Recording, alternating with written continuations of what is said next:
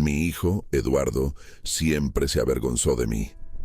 No necesitaba decirlo. Lo veía en sus ojos, en la manera en que dudaba al presentarme a sus amigos, en la forma en que nunca me invitaba a los eventos de su empresa.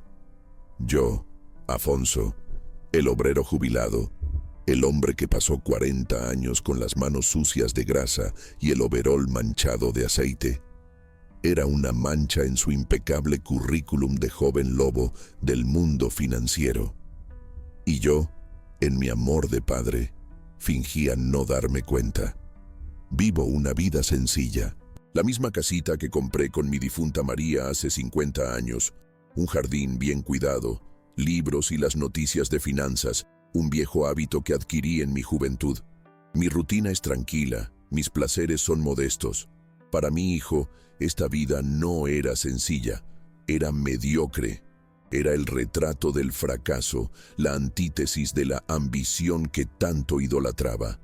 El día en que la herida se abrió por completo comenzó con el sonido de un motor potente rugiendo en mi tranquila calle. Espié por la ventana. Era Eduardo, con su coche nuevo. Un convertible plateado que parecía un tiburón de metal, tan fuera de lugar en nuestra colonia obrera como un diamante en un saco de papas. No estaba solo. Otros 3 jóvenes, vestidos con la misma armadura de arrogancia y trajes caros, lo rodeaban, admirando el vehículo como si fuera un altar. Sentí una punzada de orgullo. A pesar de todo, era mi hijo. Y ese coche, por más ostentoso que fuera, era un símbolo de que había llegado a un lugar que yo nunca podría ni soñar. Decidí salir, quizás para felicitarlo, quizás para ofrecer un vaso de agua, o quizás solo para sentir por un instante que yo formaba parte de ese mundo de éxito suyo. Fue un error. Salí por la puerta principal, vistiendo mis pantalones de mezclilla de siempre y una camisa de franela, la misma que uso para cuidar el jardín. El sol de la tarde me dio en el rostro. Al verme, la sonrisa de Eduardo vaciló. Sus amigos me miraron de arriba abajo, con un desprecio mal disimulado. Yo era un anacronismo, una pieza de museo en su exposición de modernidad. «Papá», dijo Eduardo, la voz tensa, claramente avergonzado por mi presencia. «¿Qué se le ofrece?» «Solo vine a felicitarte, mijo. Es un coche precioso», dije, sonriendo, tratando de ignorar las miradas de sus amigos. Uno de los jóvenes, el más arrogante de ellos, se rió. «Tu papá le sabe a los coches, Lalo». Y entonces, Eduardo, para reafirmar su estatus, para distanciarse de su origen humilde, para borrar la mancha que yo representaba, asestó el golpe. Puso la mano sobre el cofre pulido del coche, como un rey tocando su trono, y miró a sus amigos, pero las palabras eran para mí. «Esto de aquí, mis amigos», dijo, la voz alta y clara, «es el resultado de la ambición, del valor de arriesgarse, de querer más, de no conformarse con poco. Algo que mi padre». Y entonces se giró y me miró a los ojos, el desprecio goteando de cada sílaba. «Nunca entendería». Hizo una pausa, para que la humillación se asentara. «Usted es un buen hombre, papá, pero es un fracasado.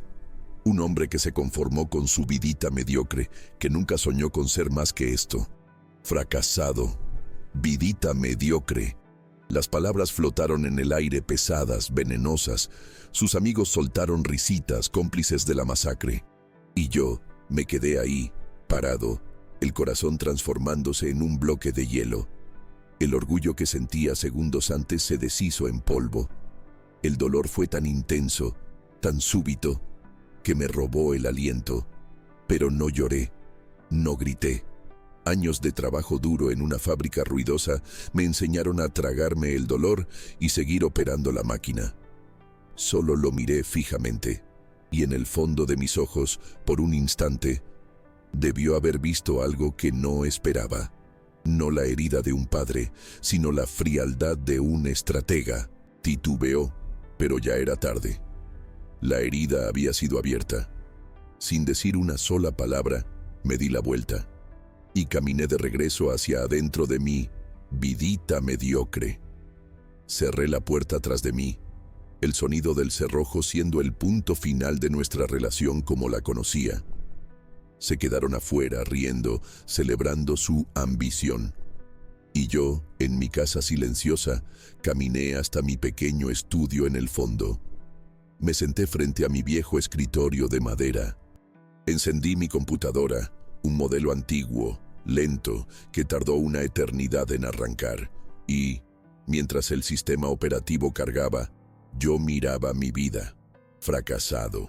Mi hijo veía mis manos callosas y veía el fracaso. No veía las noches en vela que pasé estudiando, no en la universidad, sino libros de economía y del mercado de valores, que sacaba de la biblioteca pública. Veía mi casa sencilla y veía el fracaso. No veía que la simplicidad era una elección, un disfraz, el camuflaje perfecto para mi verdadero yo. Veía mi overol de obrero y veía el fracaso. No veía al hombre que, debajo de esa tela gruesa, era uno de los mayores y más anónimos inversionistas de la bolsa de valores del país. La computadora finalmente encendió.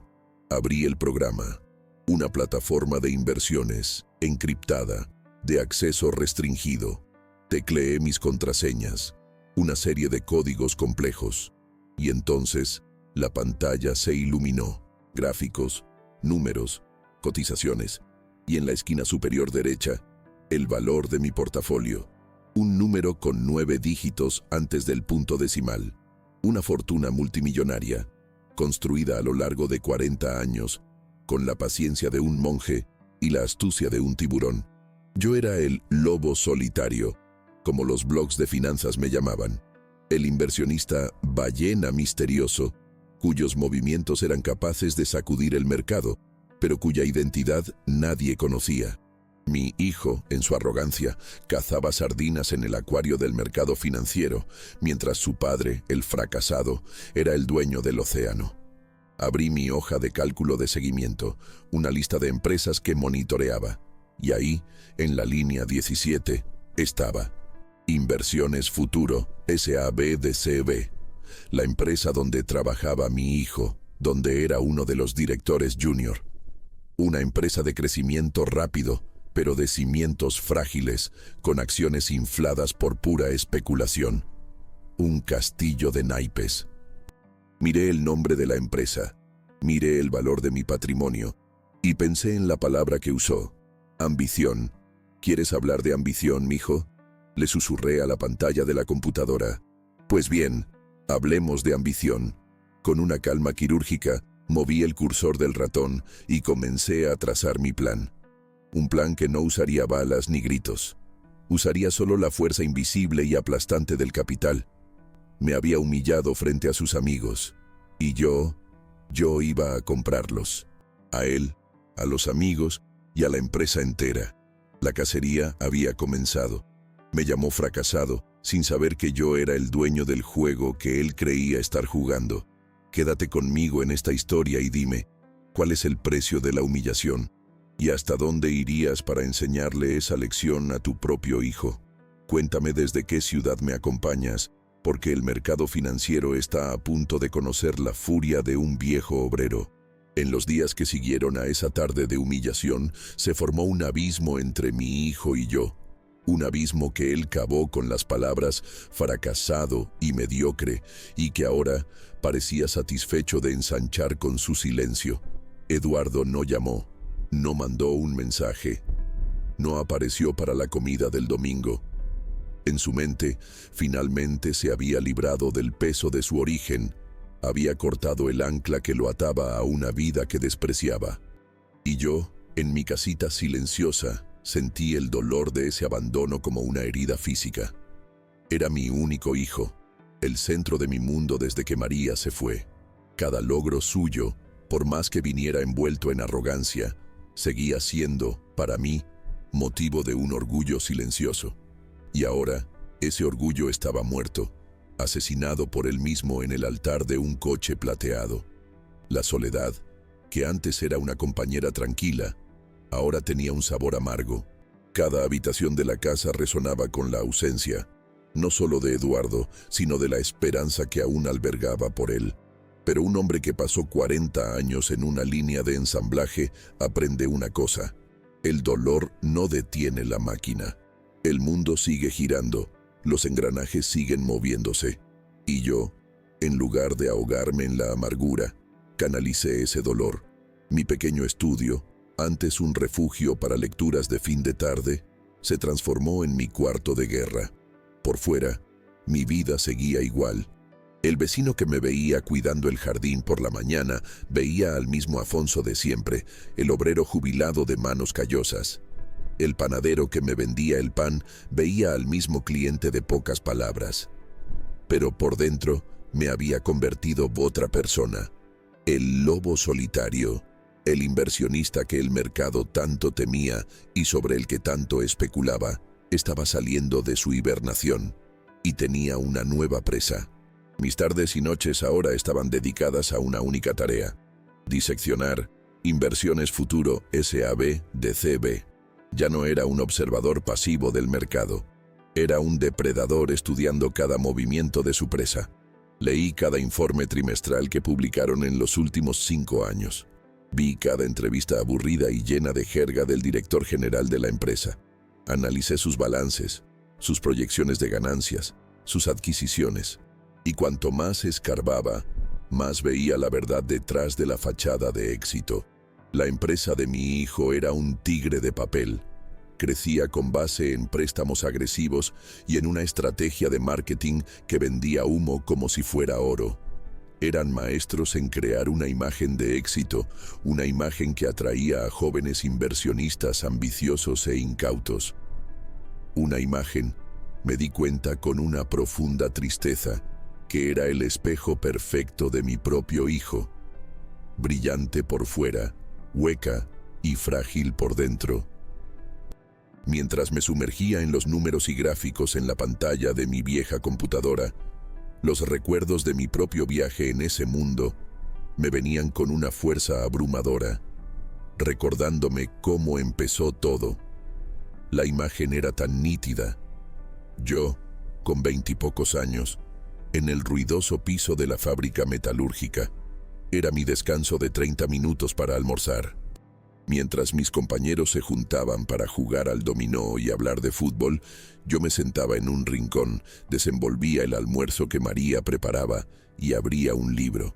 No era una novela, era un ejemplar gastado de El inversor inteligente, de Benjamin Graham, que saqué de la biblioteca pública. Comía con una mano y pasaba las páginas con la otra, tratando de descifrar ese universo de acciones, de bonos, de dividendos. Mis compañeros se burlaban de mí. ¿Qué pasó, Afonso? ¿Ya te crees licenciado? Yo solo sonreía. No entendían. No se trataba de hacerse rico, se trataba de un desafío, de demostrarme a mí mismo que mi mente, la mente de un obrero, podía entender y dominar un juego que, decían, era solo para los ricos y estudiados. Recuerdo mi primera compra. Junté el dinero del café durante 3 meses, una cantidad irrisoria. Fui a un teléfono público a la hora del almuerzo, con el corazón latiéndome en la garganta, y llamé a una casa de bolsa que solo existía en el papel. Compré 5 acciones de una compañía eléctrica que nadie quería. Sentí un miedo y una euforia que nunca había sentido. Estaba en el juego. Y el juego, descubrí, era mi verdadera vocación. Tenía un instinto, una paciencia, una capacidad de ver patrones donde otros solo veían el caos. Y tenía un secreto. Mi esposa, María. Ella era la única persona en el mundo que sabía de mi pasatiempo. Una noche, años después de esa primera compra, la llevé al estudio. La computadora, un regalo que le di pero que yo usaba más, mostraba la pantalla verde con los números de mi portafolio, que ya había crecido considerablemente. «Yo no entiendo nada de estos números, Afonso», me dijo, la mano posada en mi hombro. «Pero entiendo el brillo en tus ojos cuando hablas de esto. Para los demás, eres el Afonso de la fábrica. Pero para mí», sonrió, «aquí dentro eres un artista, y este es tu taller secreto». El taller secreto. Era exactamente eso, un lugar donde el obrero se transformaba en estratega. Y fue de ese taller de donde salió el dinero para la ambición de Eduardo. Recuerdo el día que fue aceptado en su maestría, una de las más caras del país. Llegó a casa con la carta, el rostro dividido entre la euforia y la preocupación. Papá, lo logré, pero no sé cómo vamos a pagarlo. Esa noche, me senté frente a esta misma pantalla de computadora. Mi portafolio tenía una joya, acciones de una pequeña empresa de tecnología que había comprado por una miseria y que se habían valorizado absurdamente. Vender esas acciones dolía. Era como cortar una rama fuerte de mi árbol secreto. Pero no dudé. Al día siguiente hice la transferencia a su cuenta. El valor era más que suficiente. «Esto no es un regalo, mijo», le dije, entregándole el comprobante. «Es una inversión, la inversión más importante de mi vida. Una inversión en ti. Quiero que vueles más alto de lo que yo jamás pude soñar». Y voló. Voló tan alto que, desde allá arriba, empezó a mirar el viejo nido con vergüenza y desprecio. Usó el fruto de mi sabiduría secreta para construir un pedestal desde donde ahora me llamaba fracasado. El análisis de Inversiones Futuro SABDCB estaba completo. Había encontrado su mayor debilidad, una dependencia total de su imagen pública. La empresa era un globo, bonito, grande, pero lleno de aire caliente. Y yo, con mi capital, tenía el alfiler más afilado del mercado. Esperé el momento perfecto. Un viernes, 2 semanas después de la humillación. Sabía que iban a publicar un informe trimestral que, detrás de los números maquillados, era mediocre. El mercado, siempre ansioso, reaccionaría mal ante cualquier señal de debilidad. Esa tarde, me senté frente a la computadora. El sol se ponía, tiñendo de naranja la pared de mi estudio. No sentía rabia, sentía una calma quirúrgica. Con unos pocos clics, accedí a mi plataforma de inversiones a través de mi sociedad de cartera anónima, Fénix Inversiones, un nombre que elegí años atrás, pensando en el mito del ave que renace de las cenizas. Seleccioné el código de la empresa de mi hijo, iFuturo B, y comencé a comprar. No de forma agresiva, de forma metódica, constante, como el goteo de agua que perfora la piedra. Pequeños lotes, desde docenas de casas de bolsa diferentes para no llamar la atención. Pero el volumen, al final del día, era inmenso. Observé en la pantalla, en tiempo real, cómo el gráfico de las acciones comenzaba a moverse de forma extraña. Un pequeño respingo. La primera señal de que algo, o alguien, estaba en movimiento. La cacería había comenzado. El lobo solitario tenía hambre. Y el castillo de naipes de mi hijo, construido con arrogancia e ingratitud, estaba a punto de sentir el primer soplo del viento. Mi venganza no sería un plato servido frío. Sería un banquete, preparado lentamente, con los mejores y más caros ingredientes, y servido en una bandeja de plata, legal y financiera. Y el primer ingrediente era la paciencia. Mientras Eduardo se deleitaba con su nuevo estatus, exhibiendo el coche y la arrogancia como trofeos, yo me convertí en una sombra. El lobo solitario, en su modesta guarida, observaba, calculaba y, sobre todo, actuaba. Mis mañanas seguían siendo las del jardinero, las del jubilado que caminaba a la panadería. Pero mis tardes y noches eran las del inversionista, las del general que, en silencio, movía batallones de capital por el campo de batalla digital de la bolsa de valores. Inversiones Futuro era mi único foco. Estudié sus movimientos, sus alianzas y, lo más importante, sus debilidades. Y su mayor debilidad era la misma que la de mi hijo, una arrogancia construida sobre cimientos de arena. Creían en su propia propaganda. Yo creía en los números, y los números me decían que el castillo estaba a punto de derrumbarse. Mi ataque comenzó de forma sutil, casi imperceptible. A través de mi sociedad Fénix Inversiones, empecé a comprar acciones de su empresa en pequeños lotes. Usaba docenas de casas de bolsa diferentes, creando un ruido en el mercado que enmascaraba mi verdadera intención. Para cualquier analista, parecía solo un aumento normal en el volumen de operaciones. Pero yo, el director de orquesta invisible, regía la sinfonía, comprando en momentos de baja, acumulando poder, acción por acción. La primera vez que el nombre Fénix apareció en su radar, imagino, fue en una junta de rutina. Un analista junior debió haber comentado: «Señores, hemos notado que una sociedad llamada Fénix Inversiones ha aumentado su posición en nuestra empresa de forma consistente en las últimas semanas». Imagino la reacción de Eduardo y los otros directores. Un encogimiento de hombros. «¿Fénix? Nunca he oído de ellos. Debe ser un fondo pequeño especulando. Ignórenlo». Me ignoraron. Fue su segundo error fatal. El primero, por supuesto, fue el de Eduardo, en mi cochera. Mientras me ignoraban, yo aceleraba. La noticia del mediocre informe trimestral que yo había previsto se filtró al mercado un día antes del anuncio oficial. Las acciones de iFuturo B, que ya estaban sobrevaloradas, comenzaron a caer. Pánico. Para los inversionistas comunes, era hora de vender. Para mí era la hora del banquete. Ese día no compré en pequeños lotes. Ataqué. Liberé una orden de compra masiva, devorando todas las órdenes de venta que aparecían, conteniendo la caída del precio y, en el proceso, adueñándome de una porción gigantesca de la empresa a un precio de liquidación. Ahora, el mercado financiero, con su olfato para la sangre, se dio cuenta. Al día siguiente, los titulares en los portales de noticias económicas, que leía con una sonrisa tranquila mientras tomaba mi café, eran claros. Pánico en inversiones futuro, acciones se desploman y misterioso inversionista aprovecha para acumular posición récord. ¿Quién es la ballena detrás de Fénix Inversiones que intenta devorar a iFuturo? La cacería se había vuelto pública, y la escena, entonces, se trasladó de mi pequeña sala de guerra a la suntuosa sala de juntas de la empresa de mi hijo. Yo no estaba ahí, pero podía verlos.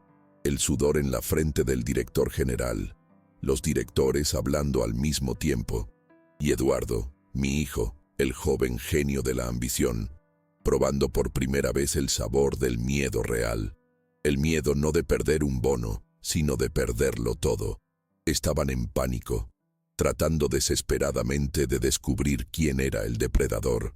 «Es un fondo buitre de Nueva York», debió gritar uno. «Son nuestros competidores de la Ciudad de México intentando una adquisición hostil», teorizó otro. Buscaron en todas direcciones, excepto en la única que importaba, hacia abajo, hacia la vidita mediocre del obrero jubilado que tanto despreciaban. Sabía que su confusión era mi mayor aliada, y era hora de dar el siguiente paso. Tomé el teléfono y llamé a mi corredor de bolsa de toda la vida, el señor Almeida, un hombre cuya discreción era tan legendaria como la mía. «Almeida, buenos días», habla Afonso. «Afonso, mi estimado», me preguntaba cuándo decidiría aullar el lobo. Dijo, la voz tranquila de quien lo ha visto todo. «Toda la ciudad habla de Fénix. Excelente trabajo». «El trabajo apenas comienza, amigo mío», respondí. «La presa está herida, corriendo en círculos. Es hora de cerrar el cerco. Quiero que prepares una oferta pública para la adquisición de un bloque de control de iFuturo B». «Una OPA hostil», dijo Almeida sin sorpresa. «Agresivo, me gusta. Ofrece una prima del 20% sobre el valor de cierre de hoy. Usa a Fénix, por supuesto. Quiero el control mayoritario y quiero esto resuelto para el final de la próxima semana, sin demoras. Será una jugada que sacudirá el mercado, Afonso. No tendrán cómo cubrirla, la empresa será tuya». «Lo sé», respondí. «Quiero que sientan el suelo temblar. Quiero que sientan lo que es tener su destino en las manos de un poder que no pueden ver ni entender». La noticia de la oferta pública de adquisición cayó como una bomba atómica en el mercado y principalmente en la sala de la Dirección de Inversiones Futuro. Ahora tenían un nombre y un precio. Fénix Inversiones no era un especulador, era un conquistador. Y la oferta era demasiado buena para que los accionistas la rechazaran. A partir de ese momento, la batalla de Eduardo y sus colegas ya no era para salvar la empresa, sino para salvarse a sí mismos. Entraron en un frenesí para encontrar un caballero blanco, un inversionista amigo que pudiera hacer una contraoferta y salvarlos de la adquisición hostil. Hicieron docenas de llamadas, juntas, promesas, y yo, desde mi humilde estudio, observaba todo y contraatacaba. Cada vez que se acercaban a un acuerdo con un posible salvador, yo, a través de Almeida, aumentaba sutilmente mi oferta, volviéndola aún más irresistible. Estaba jugando una subasta donde yo era el único con una caja infinita. No solo estaba comprando una empresa, estaba desmantelando, una por una, todas las esperanzas de mi hijo. La humillación final para él, la herida que sabía que lo marcaría, llegó al final de esa semana. Desesperado, sin opciones, hizo algo que no esperaba. Me llamó. Sonó el teléfono y el nombre Eduardo apareció en la pantalla. Mi corazón dio un brinco. Contesté. «Papá». Su voz era diferente, cansada, tensa. «Sí, mijo». «Papá, sé que no hemos hablado mucho», comenzó. La dificultad en sus palabras era palpable. «Pero tengo un problema grande en la empresa y necesitaba un préstamo, una cantidad alta. Sé que usted no tiene, pero quizás conozca a alguien, algún antiguo patrón». Él, el hombre de la ambición, el lobo del mercado financiero, me estaba pidiendo ayuda a mí, al fracasado. La ironía era tan densa que podía sentirla físicamente. Y le di la respuesta más honesta y más cruel que podía dar. «Lo siento, mijo», dije, con la voz más mansa y triste que pude forjar. «Pero, como tú mismo me dijiste, soy un hombre de vida sencilla, mediocre. No conozco a gente con ese tipo de dinero. No puedo ayudarte». Colgué. Y, por primera vez, el dolor de la humillación que me causó comenzó a ser reemplazado por la fría y amarga satisfacción de la justicia. Al final del día, Almeida me llamó. «Afonso, se acabó. La aceptación de la oferta fue abrumadora. Ningún caballero blanco apareció. Fénix Inversiones ahora posee el 51% de las acciones de Inversiones Futuro. El control, amigo mío, es tuyo». Miré la foto de Eduardo en mi estante, la foto del día de su graduación de la maestría, el título que pagué con la venta de mis acciones. Sonreía, el mundo a sus pies, un mundo que, a partir de ese momento, me pertenecía, literalmente, a mí. Mientras yo, en mi casa silenciosa, movía las piezas en mi tablero de ajedrez financiero, el mundo de Eduardo se transformaba en un infierno de salas de juntas y llamadas de emergencia. La oferta pública de adquisición de Fénix Inversiones había caído sobre Inversiones Futuro como una declaración de guerra total, y estaban perdiendo, de forma humillante. Las noticias que leía en los portales financieros, con un sombrío placer, pintaban un cuadro de caos absoluto. La dirección de la empresa de mi hijo, antes tan arrogante y segura de sí misma, ahora era retratada como un grupo de aficionados incompetentes, tomados por sorpresa por un depredador invisible. Intentaron de todo. Emitieron comunicados al mercado, hablando de valorización a largo plazo y pidiendo a los accionistas que no vendieran. Intentaron encontrar a un caballero blanco, un inversionista amigo que los salvara, pero mi oferta, con una prima del 20% en efectivo, era sólida, brutal e irresistible. Para un accionista, la elección entre una vaga promesa de ganancias futuras y una fortuna inmediata en el bolsillo es una elección fácil.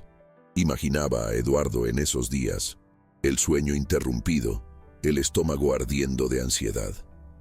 El joven lobo, que se veía a sí mismo como el cazador, ahora era la presa, y ni siquiera conocía el rostro de su depredador.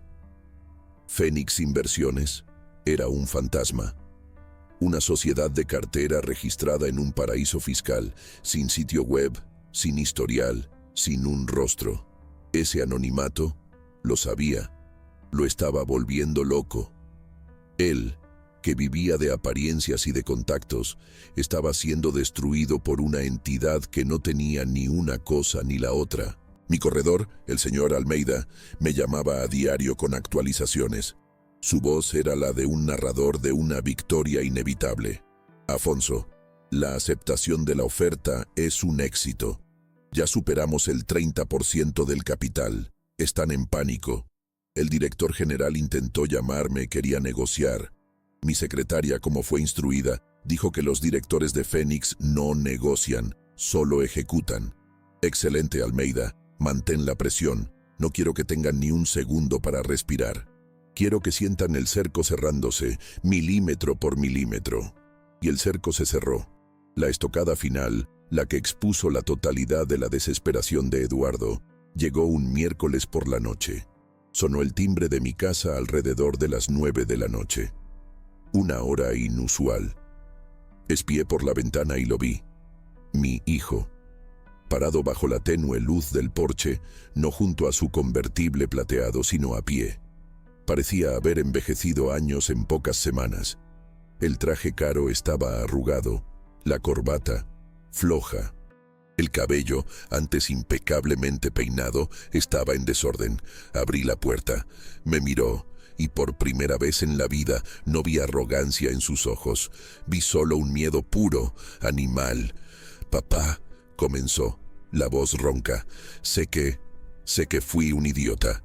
Lo que dije ese día no pudo terminar. «Pasa, Eduardo», dije, la voz neutra.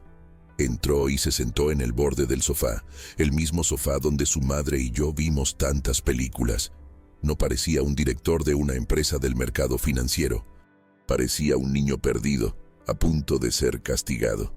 «Papá, no sé si entiendes lo que está pasando. El mercado está loco, pero mi empresa, mi vida, se está acabando. Una empresa fantasma, una tal Fénix, está intentando comprarlo todo. Nos están destruyendo». Me miró, los ojos llenos de una patética esperanza.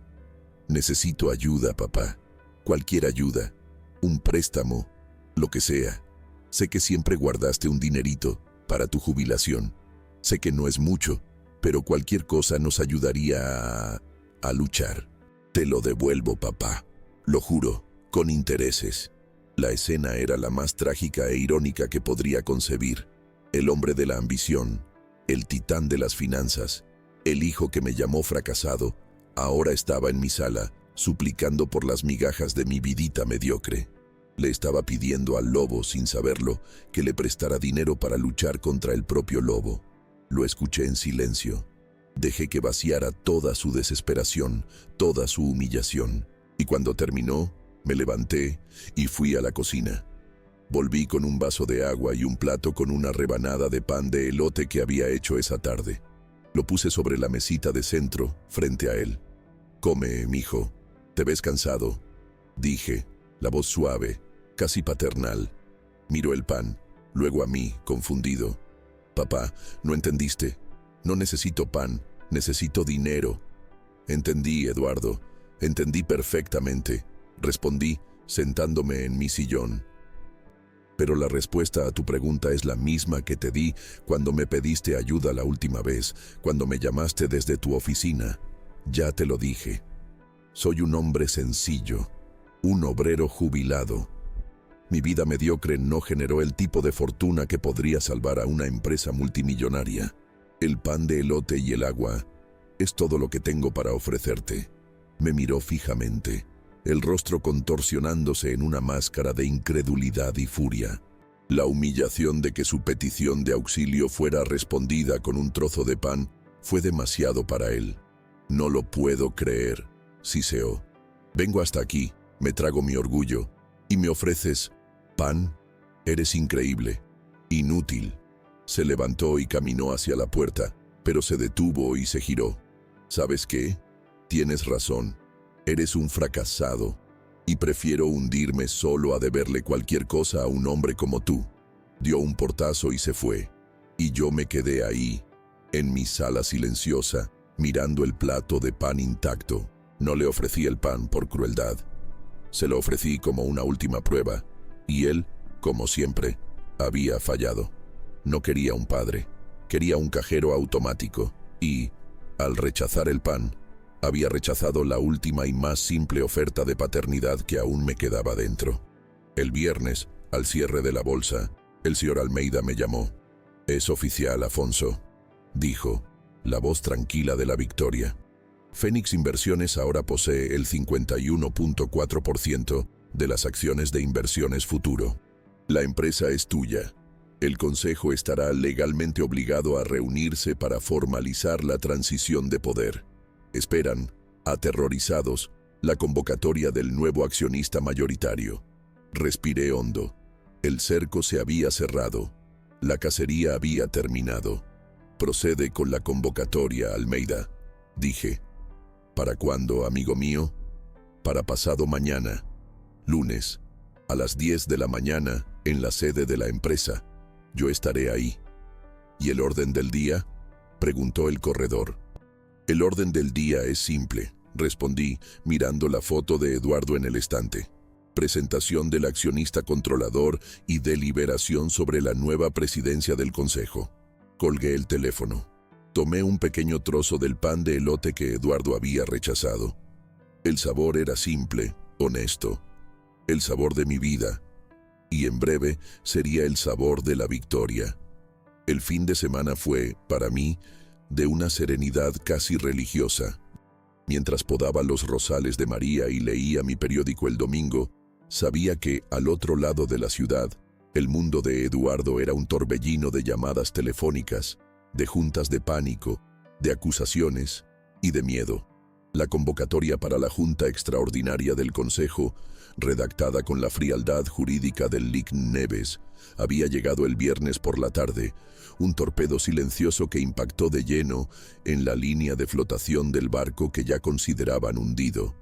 La convocatoria era el toque de difuntos. No invitaba, ordenaba. La presencia del accionista controlador de Fénix Inversiones no era una posibilidad, era un hecho consumado. Y el orden del día, deliberación sobre la nueva presidencia del Consejo, era la confirmación de que el rey estaba muerto, y el nuevo rey vendría a reclamar el trono. El lunes por la mañana, me preparé con el esmero de un hombre que va a su propia boda. Desperté a mi hora de siempre, tomé mi café, comí mi pan con mantequilla, pero, en lugar de ponerme mi camisa de franela, abrí el armario y saqué un traje que no había usado en años. Un traje oscuro, de lana fría, que compré para el funeral de María. Era la única prenda de lujo que poseía. Me lo puse, no como un disfraz, sino como una armadura. El hombre que iría a esa junta no era el Afonso del jardín, el obrero. Era el lobo solitario, e iría vestido para la cacería. Al otro lado de la ciudad, podía imaginar la preparación de Eduardo. Una noche mal dormida, quizás regada con whisky. El nudo de la corbata demasiado apretado, como una soga. El rostro en el espejo, pálido, atormentado. No iba a una junta, iba a su propia ejecución pública.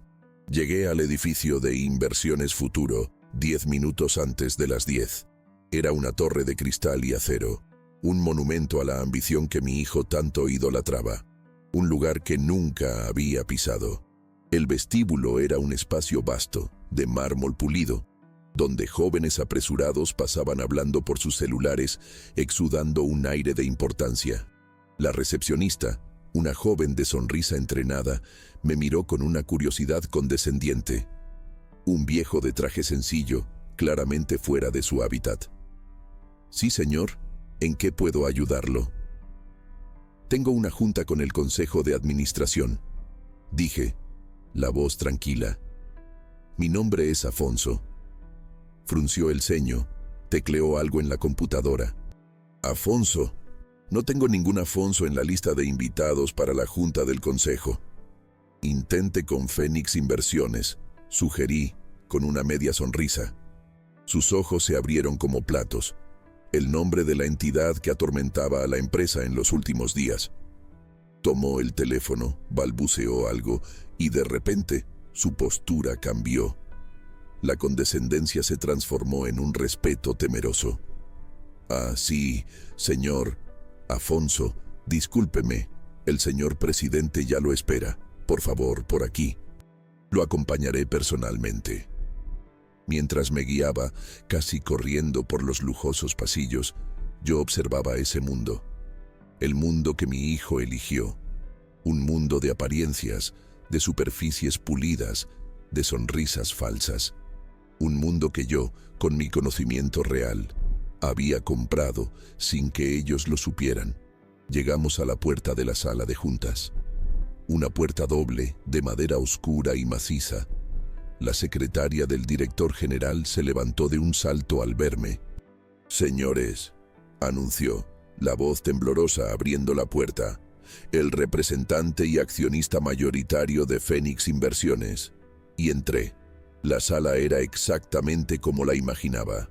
Una larga mesa de conferencias ovalada, de un cristal oscuro, rodeada de sillas de piel negra. De un lado, una pared entera de cristal, con una vista impresionante de la ciudad. Y, alrededor de la mesa, sentados, estaban ellos. Una docena de hombres, incluyendo al director general, todos de traje, todos con la misma expresión pálida de derrota y aprensión. Eran los generales de un ejército vencido, esperando para rendirse al conquistador, y en medio de ellos estaba Eduardo. El momento en que sus ojos encontraron los míos fue algo que ni el más talentoso de los escritores podría describir. Fue un colapso total de la realidad. Su boca se abrió, un pa. Fue la única sílaba que escapó. Un sonido ahogado. La sangre desapareció de su rostro, dejando una palidez mortal. Parecía haber visto no solo a un fantasma, sino al juez de su propio infierno, encarnado en la figura del padre que había humillado y llamado fracasado. Los otros miembros del consejo miraban de mí a Eduardo, la confusión estampada en sus rostros. ¿Quién era ese viejo? ¿Qué conexión tenía con el director junior que ahora parecía a punto de desmayarse? Ignoré a todos. Mantuve mi mirada fija en Eduardo y comencé mi caminata. Cada paso mío en la gruesa alfombra era el único sonido en la sala mortalmente silenciosa. Caminé lentamente, sin prisa, rodeando la larga mesa. Pasé junto a cada uno de esos rostros pálidos y asustados, y fui hasta la cabecera, hasta la silla principal, la silla del presidente del consejo, que estaba vacía, esperando a su nuevo amo. Con un gesto deliberado, jalé la pesada silla de piel hacia atrás. El sonido del arrastre sobre el suelo fue como un trueno en el silencio, y me senté. El acto de sentarme fue mi coronación, fue la toma de poder. Desde esa silla ya no era el obrero jubilado, era el dueño de todo aquello, el dueño de ellos. Dejé que el silencio se extendiera por 1, 2, 3 largos segundos más. Dejé que la imagen se fijara en la mente de todos, especialmente en la de Eduardo.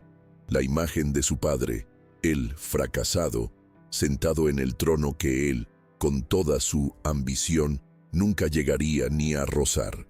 Finalmente, bajé mi mirada de la vista panorámica de la ciudad y la fijé, una vez más, en la figura rota del hombre que un día llamé hijo. Todavía me miraba fijamente, la boca entreabierta, el cuerpo paralizado por el shock. Me ajusté el saco, me aclaré la garganta y, con la voz tranquila, pero con un volumen que llenó cada rincón de esa sala de cristal y acero, pronuncié la única frase que importaba. La frase que era al mismo tiempo el orden del día, mi sentencia y el principio del fin para él. Vamos a hablar de ambición. La frase «vamos a hablar de ambición» flotó en la sala de juntas como una nube de tormenta. El silencio que siguió no fue de respeto, sino de puro terror. Los miembros del consejo, antes hombres poderosos en su propio universo, ahora eran solo espectadores en primera fila de la ejecución pública de uno de los suyos. Y Eduardo era la imagen de la aniquilación. Ya no me miraba.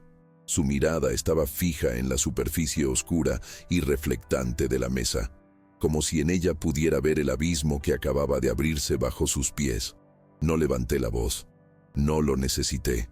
Mi calma era mi arma más potente. Con la autoridad indiscutible de quien ostentaba el poder absoluto, dirigí la junta. No fue una discusión. Fue un dictado. Señores, comencé, dirigiéndome al consejo, pero manteniendo mi visión periférica en Eduardo. Fénix Inversiones, como nueva accionista mayoritaria, tiene como primera directriz la restauración de los principios de integridad y prudencia que parecen haberse perdido en esta compañía. La era de la especulación irresponsable y el crecimiento a cualquier costo se acabó. Anuncié mis decisiones, una por una, con la precisión de un cirujano. Una auditoría completa y forense de todas las cuentas y proyectos de los últimos 5 años. La suspensión inmediata de todos los bonos de la dirección hasta que se conocieran los resultados de la auditoría. Y, la más importante, la reestructuración del Consejo de Administración.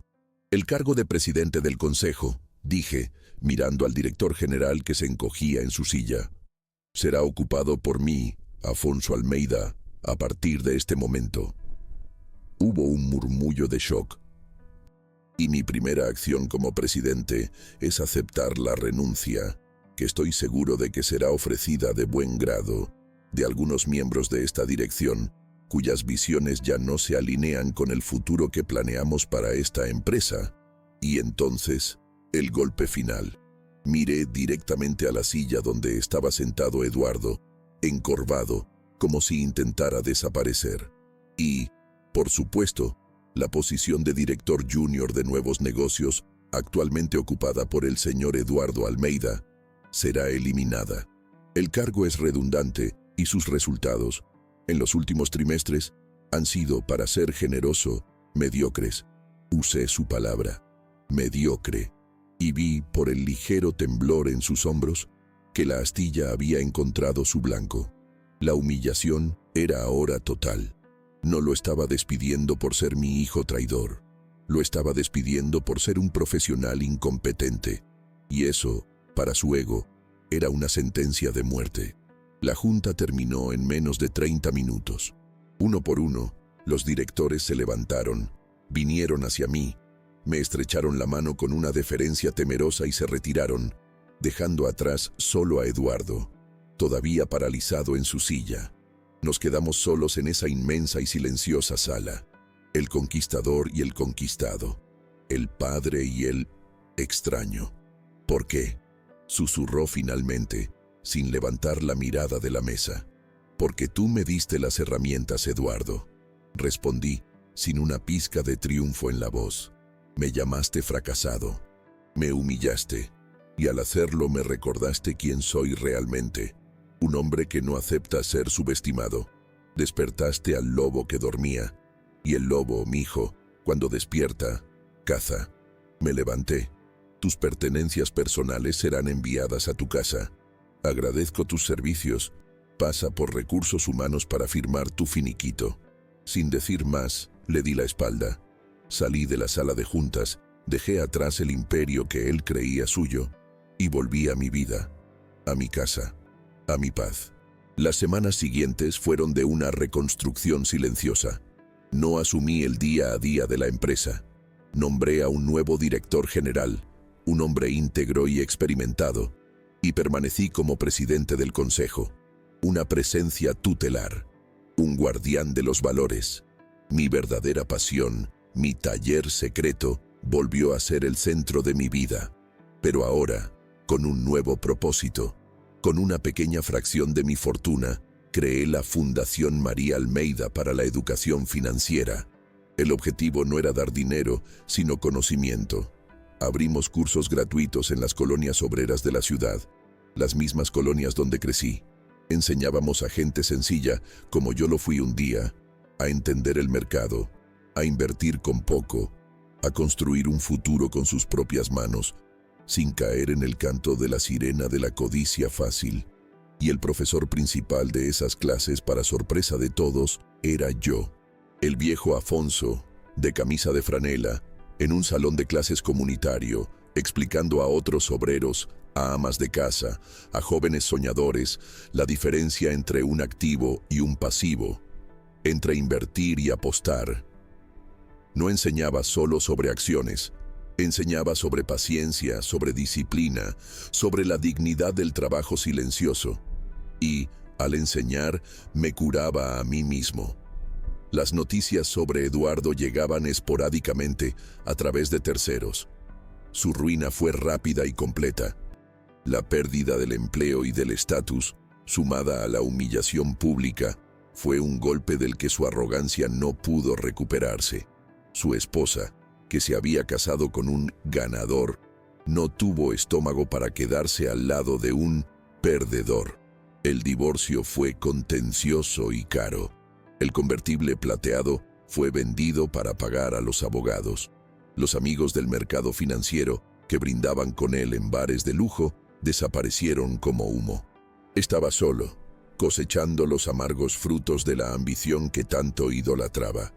Un día, aproximadamente un año después de esa fatídica junta, salía de la panadería de mi colonia cuando lo vi.